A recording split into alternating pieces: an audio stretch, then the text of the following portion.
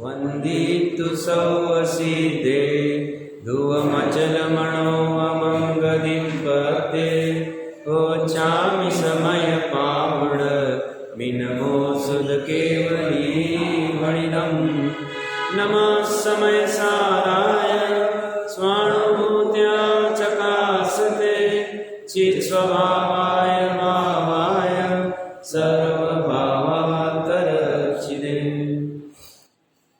समय साहब जी महान ग्रंथाधिराज विराजमान है। 405 से 407 गाथाएं सर्व विशुद्ध ज्ञान अधिकार में कुंद कुंद आचार्य देव अपनी सरल भाषा में बात करते। वो कह रहे हैं जो आहार है वो पुद्गलमयी है और वो मूर्तिक है, और जीव है वो चेतन है अमूर्तिक है। तो अमूर्तिक मूर्तिक को कैसे ग्रहण कर सकते हैं? उनका तर्क बड़ा गजब है। अगर उसके ऊपर विचार करें ऐसा लगता है सरल है, ठीक है, हमें पता है आत्मा अमूर्तिक है और पुद्गल या आहार को पुद्गल का बना हुआ है, जड़ है, मूर्तिक है, तो उसमें क्या है? वो कह रहे हैं ऐसा वस्तु स्वरूप है और इसीलिए अमूर्तिक मूर्तिक को कैसे ग्रहण कर सकता है? जब अमूर्तिक मूर्तिक को ग्रहण नहीं कर सकता है तो मूर्तिक की बनी हुई जो देह है वो कैसे हो सकती है? ये उनका तर्क चल रहा है। और जब देह नहीं तो ये संसार कहाँ से? क्योंकि कार्बन देह और कार्बन देह से संसार 8 खर्ब से और औदारिक से वर्तमान की जो भी पर्याय चलती है अपनी, तो ये कह रहे हैं दोनों है ही नहीं। देखने की दृष्टि है कौन सी दृष्टि से? व्यवहार की दृष्टि से। हम अगर निश्चय की दृष्टि बंद करें, संयोग की दृष्टि खड़ी करें, तो ये देह भी है, कार्बन शरीर भी है, कर्म का उदय भी है, कर्म के उदय के निमित्त से आसपास में सब परिस्थितियां भी सब कुछ हो रही है, नहीं कह रहे हो, बट ये कह रहे हैं अभी हमें निश्चय का कथन करने का मूड हुआ है, क्योंकि प्रकरण भी अध्यात्म का है, अध्यात्म में निश्चय की मुख्यता होती है। तो बोलते निश्चय की आँख जब आप खोलोगे, व्यवहार की बंद करोगे, तो हम जब त्रिकाली आत्मा की तरफ देखते हैं तो वहाँ पे उसने अनादिकाल से आज तक आहार ग्रहण नहीं किया। उसके स्वभाव में ऐसा कोई प्रायोगिक या वैश्विक गुण ही नहीं है जो आहार ग्रहण कर सकता है। और जब आहार ही ग्रहण नहीं कर सकता है तो देह कहाँ से? तो इतनी देह धारण की, इतने परावर्तन किए, इतनी गतियों में गए, इतनी योनियों में गए, तो कहाँ से लेके आ गया? बोलते हैं हमें दिख ही नहीं रहा। मतलब जिस समय में आत्मा का अनुभव होता है, विशुद्ध आत्मा का, उसको उर्दू किया जाता है, उस समय ये भूतकाल का संसार दिखता ही नहीं। दिखे तो वो आत्मानुभव नहीं, क्योंकि आत्मानुभव में उपयोग आत्मा के सन्मुख होता है। तो कहाँ ओझल हो गया? है ही नहीं, वहाँ कुछ भी दिख नहीं रहा। स्वरूप भी ऐसा ही। जब भी हमें निश्चय आत्मानुभव होगा उस समय में उतने काल के लिए, शुद्धोपयोग के काल में, हमें भूतकाल का अनुभव नहीं होगा, भूतकाल की पर्यायों का अनुभव नहीं होगा। वहाँ ऐसा नहीं होगा मैं धनवान हूँ, मैं निर्धन हूँ, मैं पुरुष हूँ, स्त्री हूँ, ऐसा अनुभव हुए तो निश्चय अनुभव नहीं, स्वानुभव नहीं। और जब ये अनुभव होता है तो कहते हमने इसको कहाँ ग्रहण किया ही नहीं वर्तमान में। तो भूतकाल की पर्याय है नहीं। ज्ञान में जानी जाती है, जानने में बाधा नहीं, बट जो भूतकाल की पर्याय थी मोह राग द्वेष की या कोई भी विकार की या कोई भी चीज की, वो अभी अवेलेबल ही नहीं है। निर्मल पर्याय भी अवेलेबल नहीं। जैसे सिद्धों की कल की केवल ज्ञान की पर्याय गायब हो गई। कल की केवल ज्ञान की पर्याय क्या थी? वो ज्ञान में झलक रही, अभी की ज्ञान केवल ज्ञान की पर्याय में, उसमें हमें बाधा नहीं। कल के अनंत सुख की पर्याय अभी ज्ञान में झलक रही है, उसमें बाधा नहीं। मैं तो एक समय की कहूँ बट कठिन लगेगा, इसलिए एक दिन के पहले की कह रहा हूँ। है कहाँ? पर्याय का स्वभाव ही ऐसा है। कह रहे पर्याय का ऐसा स्वभाव जानो, और जब क्षणिक स्वभाव है और क्षणिक स्वभाव में सुख नहीं है तो उस स्वभाव को कौन कर दो? केवल ज्ञान होने के बाद में पर्याय भी पूरी झलकेगी, द्रव्य भी झलकेगा, बट वहां वो कला प्रकट हो गई है, हम किस में करना, अपना तो किस में करना, तो इसलिए वहां प्रॉब्लम नहीं है। बट अपने स्टेज पे है, हमें एक साथ दो अनुभव में नहीं आते। त्रिकाली भी अनुभव में आ रहा है और ये भी एक साथ नहीं होता। शुद्धोपयोग होगा तो तब शुभ और अशुभ उपयोग नहीं होगा, शुभ और अशुभ उपयोग होगा तब शुद्धोपयोग नहीं होगा। तो इसीलिए कह रहे हैं कुछ भी करके थोड़े काल के लिए इसको गौण कर दो। किसको गौण करो? पर्याय। ये सब आहार देह सब पर्याय नहीं चलता, और पर्याय नहीं है ऐसा नहीं है, बट हम शादवादी, हम कह रहे हैं तुमने पर्याय को ऊर्ध्व करके अनादि काल में क्या तीर लगाया? शाश्वत सुखी होने के लिए क्या किया था? तुमने धन को ऊर्ध्व किया, तुमने घर को ऊर्ध्व किया, गाड़ी को ऊर्ध्व किया, बंगले, जो भी कुछ ऊर्ध्व करना है, प्रॉपर्टी, शरीर, कपड़े, आभूषण, सबको ऊर्ध्व किया। हाथ में क्या है?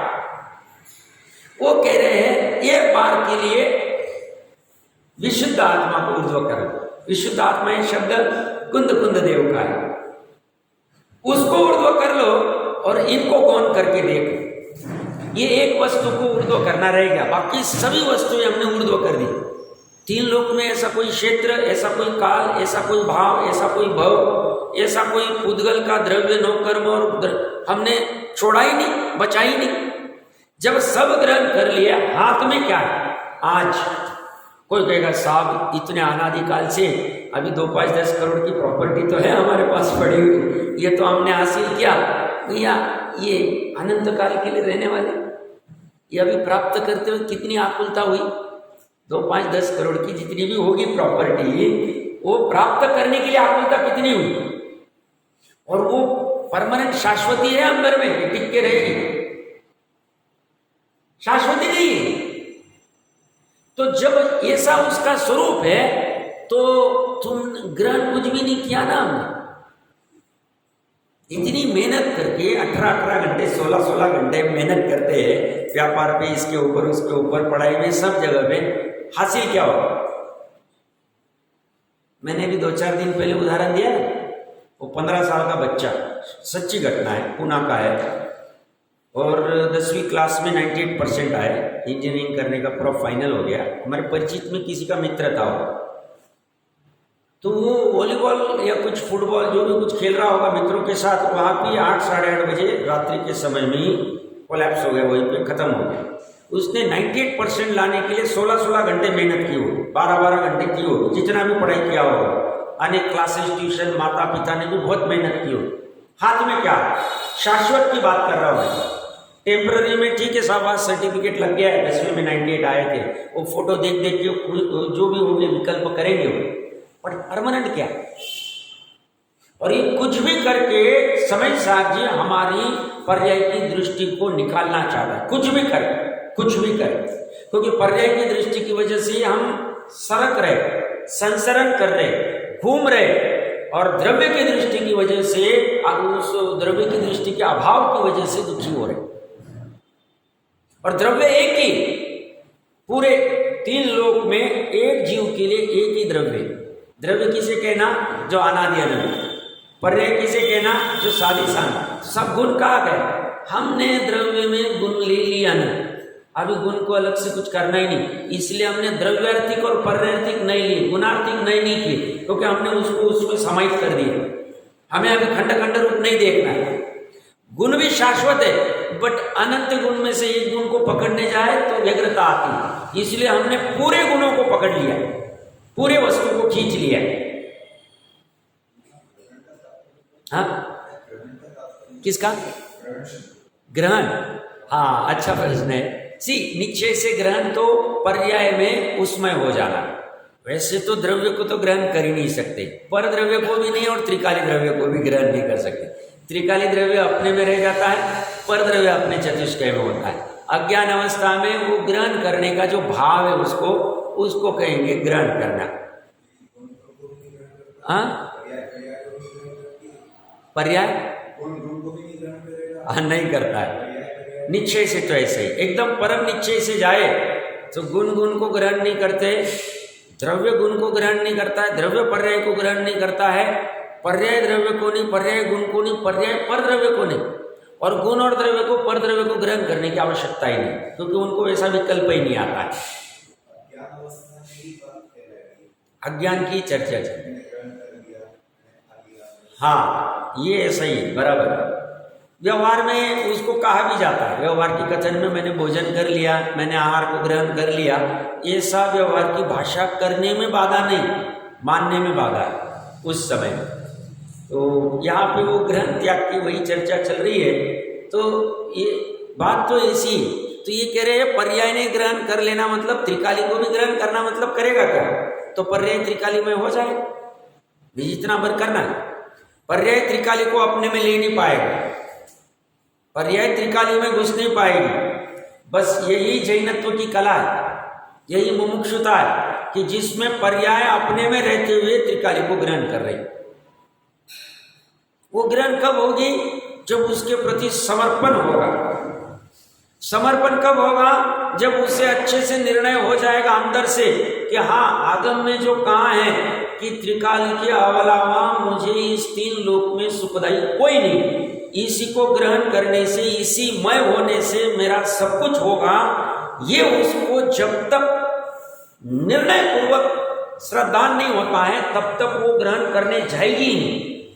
तो इन्होंने लिख के गया और हमारा ग्रहण हो गया, ऐसा नहीं होता।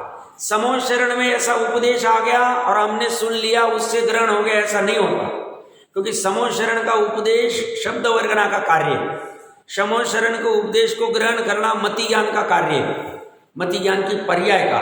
बट मति ज्ञान की पर्याय और श्रुत ज्ञान की पर्याय ने उस आत्मा को अपने में ग्रहण करना, ये अलग बात, ये कर नहीं पाते प्रोसेस, ये प्रोसेस हो नहीं पाती। कल मैं कह रहा था ना, द्रव्यलिंगी की भी ये प्रोसेस हो नहीं पाती और तिर्यंश की हो जाती है संगी पंचमी, ऐसी विशेषता। अब है ऐसा ही, सब ऐसा क्यों हो सकता है? बस पूछो मत आओ। उसने सबको गौन करके उस त्रिकाली को ऊर्ध्व कर लिया, संगी पंचेंद्रिय ने, इसलिए उसने ग्रहण कर लिया त्रिकाली को। और द्रव्यलिंगी ने सबको गौन करके त्रिकाली को ऊर्ध्व नहीं किया, ये उसकी गलती। गलती कहनी साहब उसकी, उनकी होना ऐसी थी। अब हम पुरुषार्थ की तरफ से बात करें, उनकी ज्ञान गुण की ऐसी पुरुषार्थ क्यों नहीं हो रहा है? श्रद्धा गुण का ऐसा पुरुषार्थ क्यों नहीं हो रहा है? चारित्र की पर्याय का ऐसा पुरुषार्थ क्यों नहीं हो रहा है? गुण मतलब या पर्याय कह रहा हूं, तीनों को। वीर्य गुण का ऐसा पुरुषार्थ क्यों नहीं हो रहा कि वो उसको ऊर्ध्व कर ले? ऊर्ध्व करना ही, बस इतनी बात है। जान लेना, प्रमाण से पूरा समग्र जान लेना, स्व और पर, ये पूरा प्रमाण आ गया। इसमें पूरी महासत्ता आ गई। पूरे महासत्ता में अवांतर सत्ता, अपनी सत्ता, स्थायी सत्ता, उसको ऊर्ध्व करना है। जानते वक्त सब जानना पड़ेगा, जितने भी विशेष, जितने विशेषों को जानने से सम्यक दर्शन हो जाए उसे प्रयोजन कहेंगे। है सात तत्व में ही जानना, इतनी सी बात है। हमने कल भावार्थ देख लिया था। अब तात्पर्य की हिंदी टीका 708 नंबर पेज पे, इसके बाद ऐसा होने पर शुद्ध बुद्ध एक स्वभावी परमात्मा तत्व के देह ही नहीं है, तब उसके आहार कैसे होगा? पहले कह दिया, सब हमने प्रूव कर दिया। देव परद्रव्य है और आहार देह का और आहार का चलता रहता है, जो कुछ चल रहा है।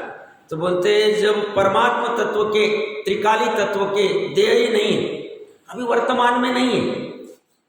वर्तमान में कहने में ऐसा आएगा, करना नहीं कहेगा, आलू के एक कण में अनंत जीव है, उनका एक ये देह है, एक शरीर है, कहने में ऐसा आएगा। सूर्य की नोक के ऊपर का या जो भी कुछ चर्चा चलती, या चींटी का जो देह दिख रहा है वो कह रहे हैं ये व्यवहार का कथन है, और हमारा भी जो आईने में देह दिख रहा है ये व्यवहार का कथन है। और निश्चय से देह है ही नहीं। परम तत्व को, परमात्मा तत्व को एक स्वभावी शुद्ध बुद्ध, इसको है ही नहीं, अभी वर्तमान में नहीं। पर्यायगत विकार है, हमारे भाव प्राण चल रहे 10 प्रकार के। कहाँ चल रहे? आत्मा में चल रहे। द्रव्य प्राण पुद्गल में चल रहे और भाव प्राण आत्मा में चल रहे। भाव इंद्रिय आत्मा में, आत्मा की परिणति, जैसे भव्यत्व, ये पर्यायगत योग्यता जीव की, गुण नहीं है, द्रव्य नहीं है, भव्यत्व। ऐसे ही चक्षु इंद्रिय प्राण को धारण करने की जीव की जो सामर्थ्य है वो जीव की, वो पर्यायगत सामर्थ्य, उसमें कोई गुण नहीं। वैभाविक गुण कहना है कह दो, उसमें हमें कोई बाधा नहीं। वैभाविक गुण का ऐसा परिणमन चलता है, सिद्ध अवस्था होने के बाद में निर्मल परिणमन चलता है, कह दो आप, चले। कुछ नहीं मिलता है तो अनंत गुण में से वैभाविक गुण कह दो आप। तो ये जो 10 प्राण धारण करने मतलब विकार सिर्फ मोहनीय में नहीं होता, निष्क्रियत्व गुण में भी हो रहा है, ये 10 प्राण धारण करने में भी हो रहा है। आयु धारण करने की जीव की भी तो योग्यता है ना। पुद्गल की है, पुद्गल का आयु कर्म का उदय है और शरीर बना रहेगा। जीव का क्या है? जीव का भी तो है, तभी तो वो रह पा रहा है उसमें, उस शरीर में, तो वो भी साथ में चलता है। थोड़ा कठिन लग रहा होगा प्रकरण, बट है ऐसे। तो ये पर्यायगत योग्यता परमात्मा तत्व में नहीं है, क्योंकि परमात्मा तत्व में पर्याय है ही नहीं। तो क्या कह रहे हैं? शुद्ध, त्रिकाली शुद्ध, त्रिकाली बुद्ध, त्रिकाली ज्ञानी, एक स्वभावी अनेक स्वभावी नहीं, परमात्मा तत्व के देह ही नहीं है, तब उसके आहार कैसे होगा यह उपदेश देते। अत्ता जस अमुत्तो, जिस शुद्ध नहीं के अभिप्राय से आत्मा मूर्तिक नहीं है। अब हमने शुद्ध नहीं की दृष्टि से देखना चालू कर दिया आत्मा को, तो जब शुद्ध नहीं की दृष्टि से देखते तो आत्मा मूर्तिक नहीं दिखता है, अशुद्ध नहीं से मूर्तिक दिखता है। नहुसो आरगो हवदि एवं, वह आत्मा इस प्रकार अमूर्तिक होने पर स्पष्टता उस शुद्ध नहीं के अभिप्राय से आहारक नहीं है। स्पष्टता मतलब वास्तविकता में, निश्चय से, सत्यार्थ से वह आहारक नहीं है। वहां ही नहीं कभी, वो अगर आहारक हो जावे तो विकारी हो जावे। आहार ये विकार है, क्यों? आहार करते तभी तो मल मूत्र आदि विकार उत्पन्न होते। आहार नहीं करे तो मल मूत्र आदि विकार कहां से उत्पन्न? तो ये विकार है। नीचे कहेंगे जैसे नाचार्य देव कि शुद्ध बुद्ध आत्मा को ये विकार नहीं, आहार से विकार उत्पन्न होता है। इसीलिए तो कहते ना, गरिष्ठ आहार करते तो 9 से जो ब्रह्मचर्य पालन करता है उसने गरिष्ठ आहार नहीं करना चाहिए, तो उसे विकार उत्पन्न होता है। कहां से होता है? निमित्त नैमित्तिक संबंध, इससे तो कोई विकार ही नहीं होता है। ये तो ब्रह्मचर्य अनादि से त्रिकाली परमात्मा तत्व, उसने कभी अब्रह्म का भाव नहीं किया। अब्रह्म का भाव पर्याय में हुआ है, आत्मा में ही पर्याय। ऐसा नहीं कोई कहेगा साहब मैंने नहीं किया, मैंने नहीं, तुम पर्याय कहां हो? तो तुम्हारे में हो रही तो तुम्हें ही लगेगा दोष, बट इसमें कुछ भी विकार नहीं है। तो ये कह रहे हैं इस प्रकार अमूर्तिक होने पर स्पष्टता उस शुद्ध नहीं के अभिप्राय से, शुद्ध नहीं की अपेक्षा से आहारक नहीं है। आहार कैसा है? स्पष्ट रूप से मूर्तिक है, रसगंध वर्ण दिख ही रहा है। जम्मा सो पुद्गलमो दु, क्योंकि वह 9 कर्म आदि आहार पुद्गलमय है। सो कोई यह तस् गुणो, वह कोई उस आत्मा का गुण है, आत्मा का ऐसा कोई विशेष गुण है, वैश्रविक हो या प्रायोगिक, कि जिसकी वजह से वो दूसरे को ग्रहण नहीं करता है। कैसा गुण है? पाउज्य विश्वसो वावी, प्रायोगिक और वैश्रसिक गुण है। प्रायोगिक गुण कर्म संयोग जनित है तथा वैश्रसिक स्वाभाविक गुण है। उस गुण से आत्मा क्या करता है? नवि सक्कदि घेंतु जेण मुंचिदु चेवजम परम दवम, उससे आत्मा आहार आदि पर द्रव्य को ग्रहण नहीं कर सकता और छोड़ नहीं सकता। तो आत्मा ने आहार भी ग्रहण नहीं किया और मल आदि का त्याग भी नहीं किया, उसको छोड़ा भी नहीं, कुछ भी नहीं किया उसने। तो यहां सबसे महत्वपूर्ण क्या है? प्रायोगिक गुण कर्म संयोग जनित है और वैश्रसिक स्वाभाविक गुण है। हाँ, ये बात नक्की है कि चारित्र गुण का, ये चारित्र गुण प्रायोगिक गुण है, कर्म के संयोग से वह विकारी होता है। चारित्र मोहनीय कर्म का उदय रहेगा, द्रव्य कर्म का, तो उस निमित्त से ये मोह राग द्वेष करता है, निमित्त नैमित्तिक संबंध इस ये होता है। तो ये तो पॉसिबल है कि जब जब अनंतानुबंधी चारित्र मोहनीय कर्म का उदय है, तब तब इसके मिथ्या तो अनंतानुबंधी का रहेगा ही विकल्प, ये जीव करेगा ही कुछ भी कर। जब ये सम्यक अनंतानुबंधी के अभाव वाला विकल्प करेगा, उस समय में अनंतानुबंधी का उपशम क्षयक्षम कुछ ना कुछ होगा। ये निमित्त नैमित्तिक संबंध कर्म जनित और जीव के गुण में है। बट जीव में ऐसा कोई गुण नहीं है कि कोई कर्म का उदय आ जावे और जीव में वो घुस जावे, ऐसा कभी नहीं हो सकता, ना प्रायोगिक ना वैशेषिक। पर द्रव्य घुस नहीं सकता, पर द्रव्य एक नहीं हो सकता, मूर्तिक अमूर्तिक में जा नहीं सकता, आ नहीं सकता। कितनी अच्छी व्यवस्था है, शांतिपूर्ण व्यवस्था है, कोई चिंता नहीं, कोई मेरे में घुस नहीं सकता। मैं कितना भी अपराध करूं तो भी कोई मेरे में आ नहीं सकता है, और मैं कितना भी शुभ भाव करूं तो भी मेरे में कोई आ नहीं सकता। पर्याय में उसके भोग चलते रहेंगे। मैंने बहुत अपराध के भाव किए तो मुझे पर्याय में वहां पे सातवीं नरक भोगना पड़ेगा, और मैंने पर्याय में बहुत शुभ भाव किए तो मिथ्यात्व अवस्था में किए तो 31 सागरों को भोगूंगा मैं सुख को। बट परमात्मा तत्व में कुछ भी नहीं हो, वहां कुछ भी नहीं।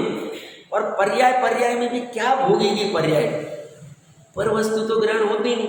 जैसे कई शास्त्रों में आता है, कोई नपुंसक जीव है और कोई पुरुष और स्त्री भोग रहे, उसको देख देख के ये खुश हो रहा, तो उसे कहते भैया तू खुश क्यों हो रहा, तो तू यहाँ बैठा बैठा तो तुझे कुछ स्पर्श करने मिल नहीं रहा, ना उस स्त्री का स्पर्श करने मिल रहा है, ना पुरुष का स्पर्श करने मिल रहा, तू क्यों खुश हो रहा, नपुंसकता है तेरे में, तो कुछ भोग ही नहीं पा रहा। बस ऐसे ही पर्याय अनादिकाल से पर द्रव्य को भोग तो नहीं सकती, क्योंकि स्पर्श नहीं कर पा रही निश्चय से, और बस ये अपने में ही कुछ भ्रम करके मैंने इसको भोगा, मैंने धन को भोगा, मैंने कपड़ों को भोगा, मैंने आहार को भोगा, मैंने शरीर को भोगा, मैंने रज़ाई को भोगा, मैंने सोफे को भेजा, मैंने एसी को भोगा, ऐसे भ्रम कर रहा है।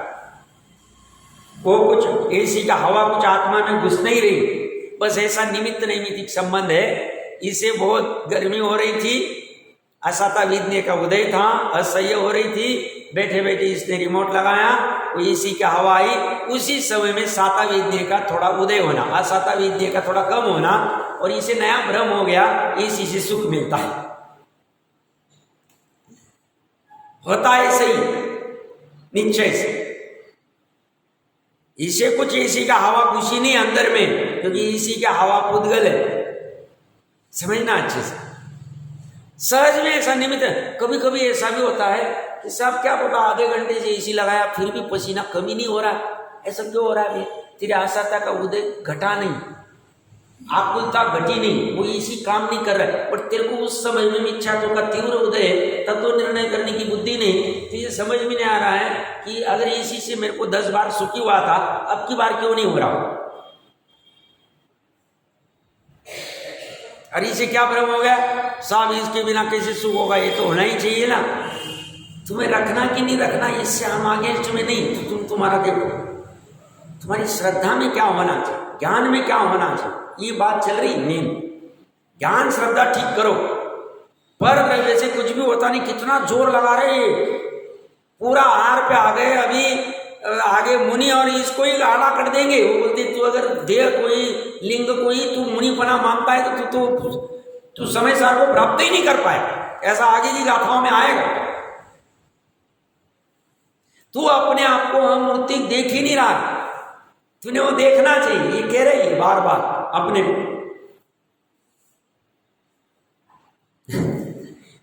अनादि की दृष्टि इंद्रिय वाली और संयोग जनित वाली दृष्टि, पर्याय दृष्टि छूटती ही नहीं। अब वो पर्याय में से छूटना वही मेन काम, वही मेन काम, करने योग्य काम। पर्याय में से कुछ भी करके अंतर्मुहूर्त के लिए वो गौण हो जाए और पर्याय में मात्र एक ऊर्ध्व हो जाए। कौन सी पर्याय में? श्रद्धा की पर्याय में, ज्ञान की पर्याय में, चारित्र की पर्याय में। अंतर्मुहूर्त के लिए ज्यादा नहीं कह रहे, अंतर्मुहूर्त का काम है। मोक्ष मार्ग में कदम रखने के लिए, अंतर्मुहूर्त के लिए, ये अंतर्मुहूर्त का प्राप्त करने के लिए कुछ भी कर लेना। जैसे घर की किसी व्यक्ति का शादी का प्रोग्राम 2 घंटे 4 घंटे 1 दिन का, मान लो 1 दिन का रहता है, मेहनत कितनी करनी पड़ती? 6 महीने 4 महीने जितनी भी रहेगी, या तो प्रपोजल देखने से लेवे तो 1-2 साल जितनी भी समय लगे, पर करने को तैयार है भाई। एक बार ही अच्छे से अपने अपनी गृहस्थी बसा ले। प्रकरण क्या होता है? ठीक कह रहे हैं, एक बार कुछ भी करके मोक्ष मार्ग में कदम रखना है, अंतर्मुहूर्त का काम। अवश्यमिक सम्यक दर्शन कितना? प्रथम अवश्यम अंतर्मुहूर्त। उस अंतर्मुहूर्त में क्या होता है?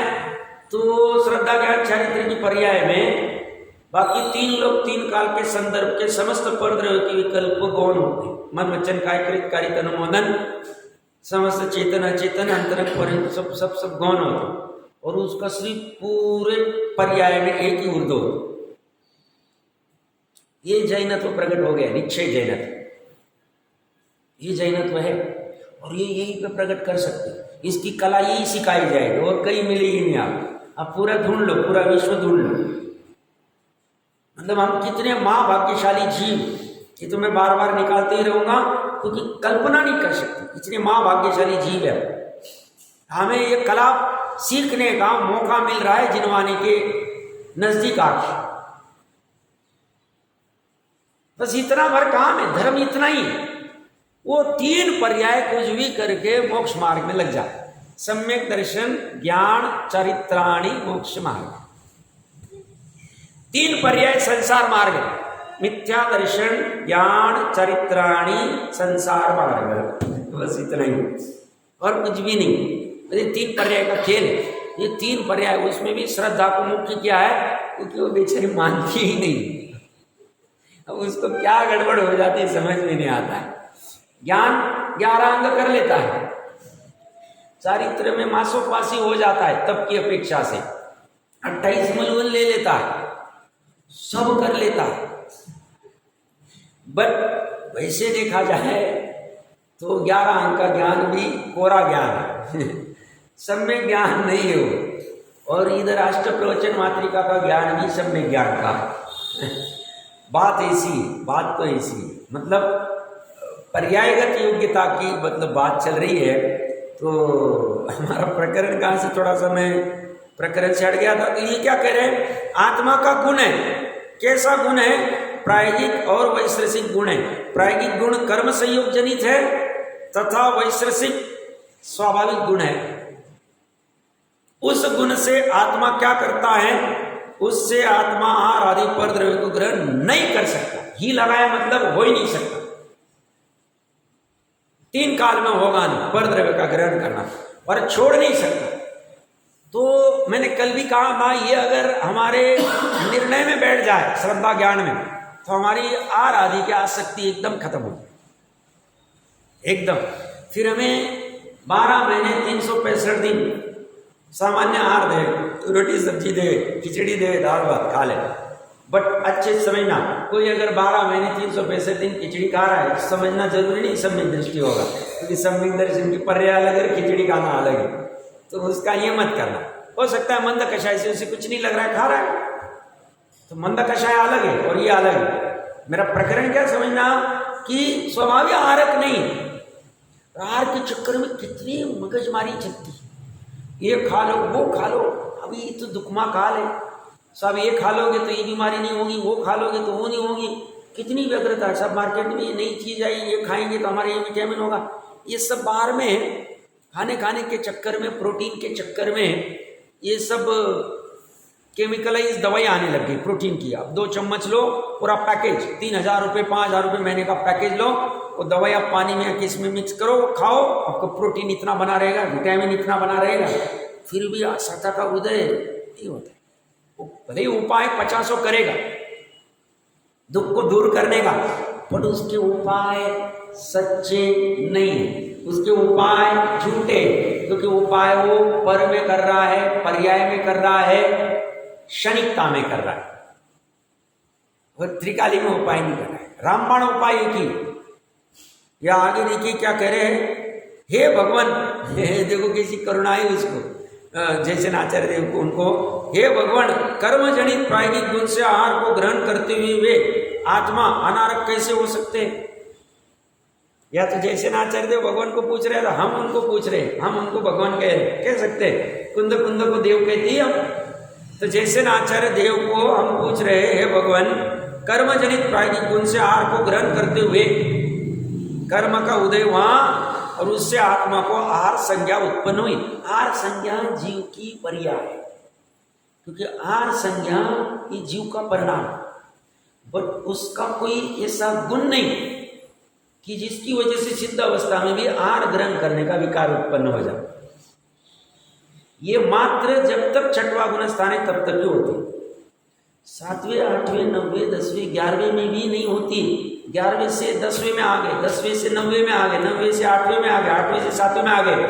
आहार ग्रहण करने का भाव इन गुण स्थानों में चढ़ते हुए भी नहीं होगा, उतरते हुए भी नहीं होगा। करना नहीं कह रहा है, छठवें गुण स्थान तक आहार करने के भाव होते हैं। आहार करने का भाव जीव का है, 7वें में होते नहीं।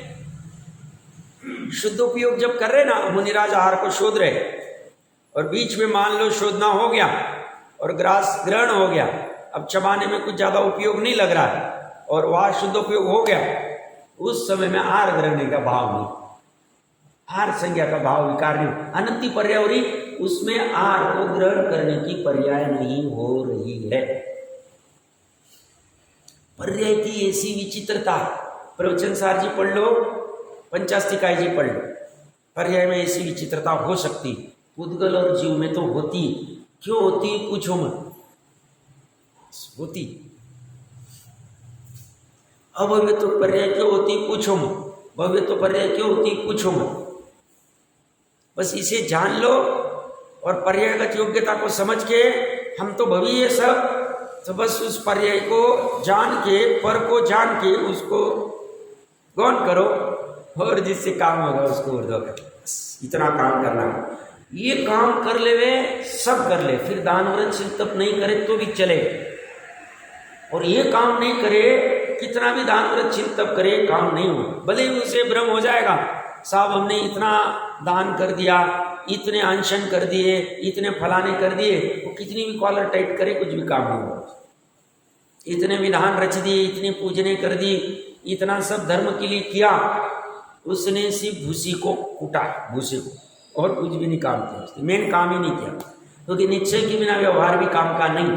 तो सब व्यवहार से कुछ होगा नहीं, मिल जाएगा, देवगति मिल जाएगी, ले लो। और उसके बाद क्या, तो देव आयु खत्म, देव से देव तो होता नहीं, फिर क्या करेगा? वहां भी धर्म की भावना नहीं रही, 5 इंद्रिय विषयों की भावना रही, तो वापस पटका जाएगा। तो इससे बेटर है यथार्थ तत्वों को समझ लो, वो करना जरूरी। तो ये कह रहे हैं, ये कर्मजनित प्रायोगिक गुण से आहार को ग्रहण करते हुए आत्मा अनारक कैसे होते? ये शिष्य तुमने ठीक कहा, परंतु निश्चय से आत्मा तन्मय नहीं होता, एक में एक नहीं होता। तन्मय तादात्म्य किसको कहते हैं? एक में एक होना, पूरे प्रदेश उसी प्रदेश में होना। बट आत्मा के प्रदेश और आहार के प्रदेश एक क्षेत्रागा होते हुए भी एक में एक नहीं होते।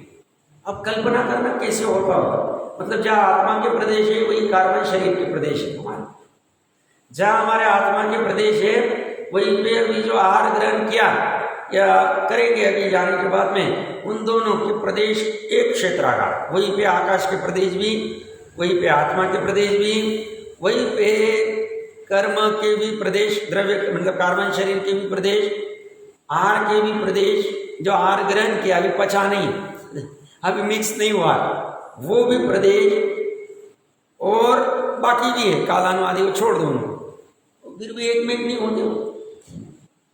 कैसे होता हो? ये कह रहे हैं ऐसा ही है। इसी उनमें क्या गजब की शक्ति है, अगुरु लघुत्व गुण, कि जिसकी वजह से एक द्रव्य दूसरे द्रव्य रूप नहीं होता, एक गुण दूसरे गुण रूप नहीं होता, और गुण बिखरते नहीं। देखिए किसी गजब अवस्था, तो साथ में रह रहे और बस भ्रम से क्या माना, साथ में रहे तो अपना मान लिया। जैसे ट्रेन में या बस में जा रहे हैं, किसी के साथ साथ में थोड़ी 2 घंटे बात हुई तो पता चला उनके साथ मैत्री हो गई। और साहब ट्रेन में मिले थे और 20 साल से मैत्री निभा रहे। ये बोलते पागलपन है। ऐसे पागलपन अनादिकाल से हम कर रहे। क्या कर रहे? वो एक क्षेत्रागा कामन शरीर है, एक क्षेत्रागा आरक शरीर, आर शरीर मतलब अपना औदारिक आदि शरीर है, उसके साथ में कर लेते एक। बस इतनी भूल हो रही, भूल इतनी हो रही। तो यहाँ ये कह रहे, तो ये निश्चय का व्याख्यान है। तो वो तन्मय नहीं होता है, वह तन्मय होना व्यवहार से कहा। व्यवहार किसे कहते हैं? जो अभूतार्थ, असत्यार्थ है, उपचार है, कथन मात्र है, संयोग की अपेक्षा से कहा। किंतु यह तो निश्चय का व्याख्यान है। तम्मा दूजो विशुद्धो चेदा, जिस कारण से निश्चय ने से आत्मा अनारक है, उसी कारण से जो विशेष रूप से रागादि रहित चेतिता आत्मा शुद्ध है। कर्मार सो नेव गिण्णदे किंची नेव विमुंचदी किंची वि जीवा जीवाण दव्वाणम। कर्मार नो कर्मार कवलहार लेप आहार ओजाहार तथा मानस आहार रूप जीव अजीव द्रव्यों में से सचित अचित आहार को आत्मा न तो किंचित ग्रहण करता है न ही छोड़ता है।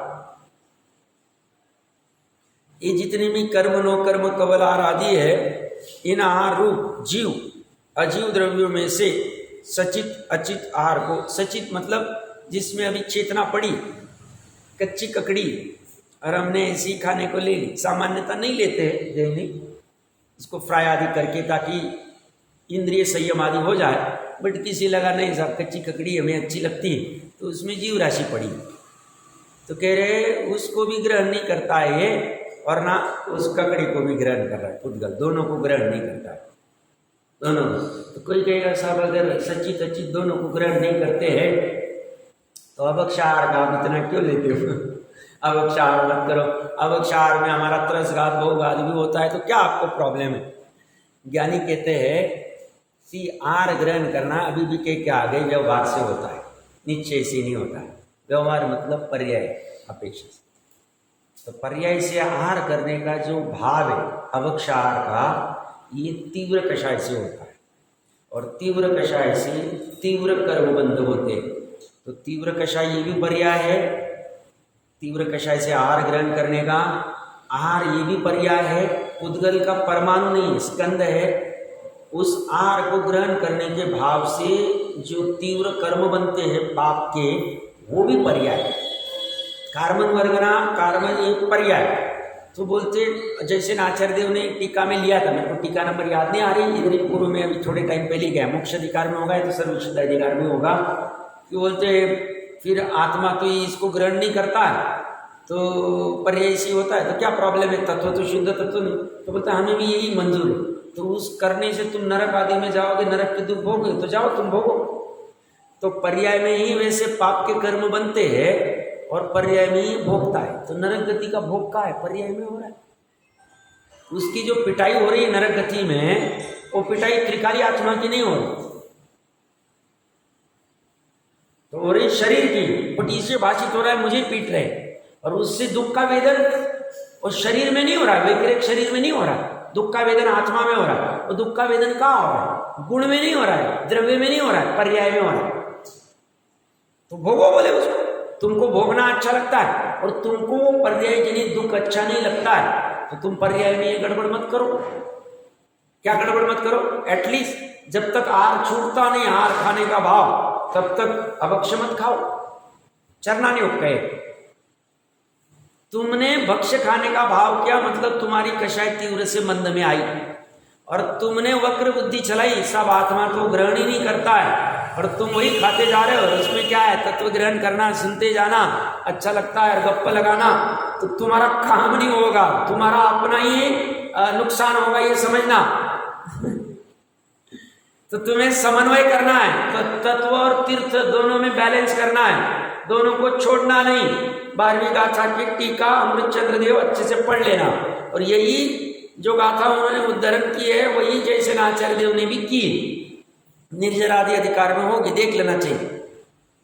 तो वहां ज्यादा होशियारी नहीं चलाना, क्यों? अपने को सूक्ष्मता में कुछ भी पता नहीं है, अभी बहुत निचली अवस्था में है। तो हमें तो बस भगवान ने कहा है कुछ अपेक्षा से कहा होगा, करने योग्य तो ऐसा ही है, शक्ति प्रमाण वैसा करना चाहिए, और साथ में तत्व को क्लियर करना चाहिए।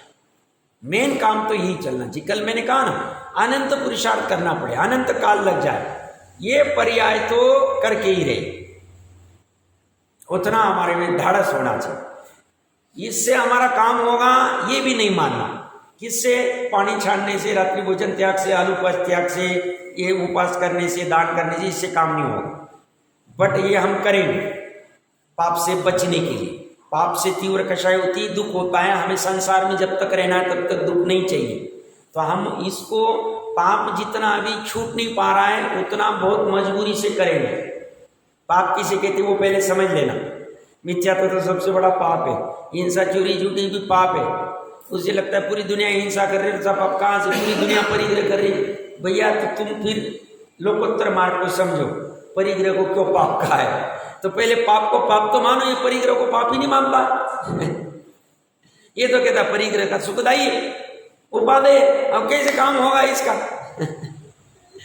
तो पाप तो जितना नहीं छूट पा रहा, घर गृहस्थी ठीक से चलाने के लिए उतना करेगा, और उसमें बहुत अपराध होगा। ये भी कब छूटेगा, ये भी कब छूटेगा, ये सा अंदर में विकल्प चलता रहे।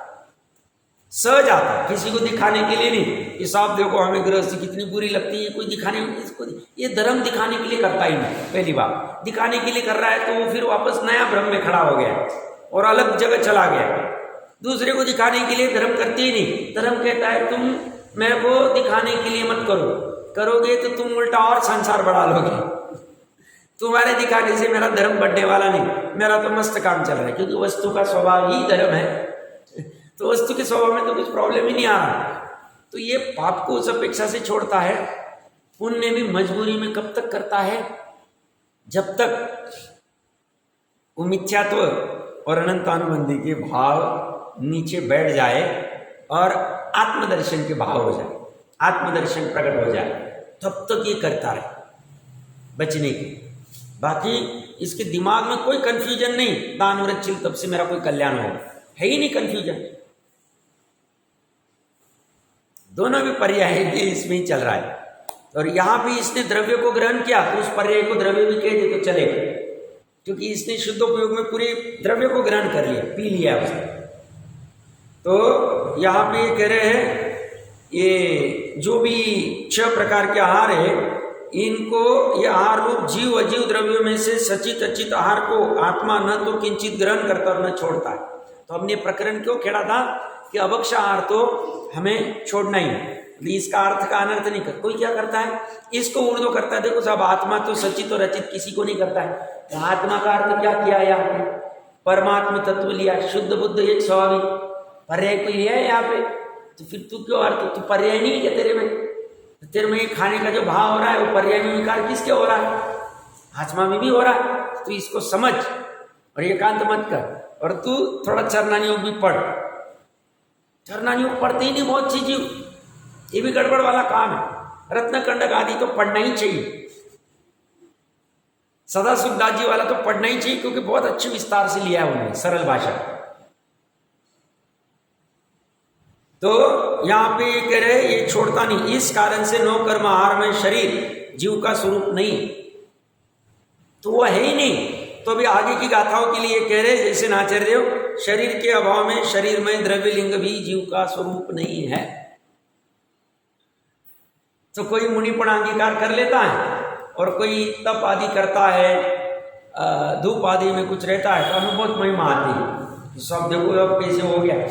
वो तो बाहर का लिंग है, बट अंदर का अगर भाव लिंग नहीं है तो बाहर का लिंग कुछ काम का, कुछ भी काम। सामान्य जीव सिर्फ उसी पे रीत जाता है। तो टोडरमल साहब इसीलिए व्यवहारवासी के प्रकरण में कहते ये सिर्फ बाहर से चमत्कार आदि को देख के होता है, बट इसका निर्णय बराबर नहीं हुआ। धर्म बुद्धि से धर्म अनुसार ही करने वाला जो प्रकरण उन्होंने लिया है व्यवहारवासी का 7वें अधिकार में, उन्होंने वही किया। इसने परीक्षा भी की तो गलत परीक्षा है। इसने परीक्षा क्या की, नग्न दिख रहे साहब, ये बक्षाहारी कर रहे, यही कर रहे, वो कर रहे, वो सब बाहर के देखे या कुछ चमत्कार देख लिया, इन्होंने कुछ झाड़ू पूछा, कुछ कर दिया तो इससे हो जाता है, तो बोलते हैं गड़बड़ वाला काम, ये तेरी परीक्षा बराबर नहीं। तेरी परीक्षा अंदर के उससे होनी चाहिए। अंदर का तू देख नहीं सकता है, तुमका प्ररूपण कैसे चल रहा है। तत्व के अनुसार प्ररूपण है, किसको मुख्य ऊर्ध्व कर रहे हैं, प्रायर क्या है, बैलेंस कैसे चल रहा है, साधवाद अपेक्षा कैसे चल रही है, और 28 मूलगुण कैसे चल रहे हैं। आगम के अनुसार है नहीं, पूरा निर्णय करना चाहिए। नहीं करेगा तो वो तो डूब रहा ही, द्रव्यलिंग में संतुष्ट होके तू भी डूबेगा। क्या कह रही है, शरीर के अभाव में, शरीर में द्रव्यलिंग भी जीव का स्वरूप नहीं है, पुद्गल का स्वरूप है, और इसीलिए बाहर में 28 मूलगुण एवं पालन करते हुए भी उनको द्रव्यलिंग ही कहा है, जीव का स्वरूप नहीं है। जीव के वहां पे उन्होंने मिथ्यात्व ही देखा है, भले ही मिथ्यात्व का मंद उदय होगा, अनंतानुबंधी का मंद होगा, क्योंकि अनंतानुबंधी के भी अनंत असंख्यात लोग प्रमाण भेद भाव तीव्र उदय नहीं है, बट है वाह। और कह रहे मिथ्यात्व है तो संसार में ही अभी है, अभी मोक्ष मार्ग में कदम ही नहीं डाला। मतलब इतना महत्वपूर्ण है मिथ्यात्व का अभाव करना, इतना महत्वपूर्ण है आत्मा के दर्शन करना, इतना महत्वपूर्ण है निश्चय सम्यक दर्शन, निश्चय सम्यक ज्ञान, निश्चय सम्यक चारित्र प्राप्त करना। अब निश्चय का अर्थ क्या है, तो श्रद्धा ज्ञान चारित्र की पर्याय में त्रिकाली आत्मा ही सिर्फ भरना चाहिए, सिर्फ मात्र उतना ही, और कुछ भी नहीं होना चाहिए। इतना परिश्रम करना पड़े इसके लिए, कितना पसीना, कुछ भी नहीं पसीना निकाल, इसके लिए सिर्फ ज्ञान के लेवल पे चले। बट ज्ञान में भी ज्ञान कभी कभी डाइवर्ट हो जाता है, ज्ञान कभी कभी पांडित्य में चला जाता है, ज्ञान कभी कभी गड़बड़ में चला जाता है, याद स्मृति में चला जाता है। ज्ञान को बैलेंस करके भावार्थ पे मेन लाना है, मेन उसका भाव पकड़ में आना चाहिए, भाव के लेवल पे वो पकड़ में आना चाहिए, वो ध्यान रखना चाहिए। बहुत चीजें इसमें भी गड़बड़ हो जाती है, लगते प्रयोजन अच्छा होता है, बट प्रयोजन करते करते कहीं अलग मार्ग पे चले जाते हैं और उसी में संतुष्ट हो जाते हैं, तो वो बुद्धि खराब वाली वो नहीं होनी चाहिए। तो इसलिए जीव का स्वरूप नहीं है। इस प्रकार निश्चय से जीव के आहार नहीं है, ऐसे व्याख्यान की मुख्यता से 12वीं सल में 3 गाथाएं पूर्ण हुई। अभी इसके बाद एक कलश है, आज थोड़ा सा समय ऊपर आ गया।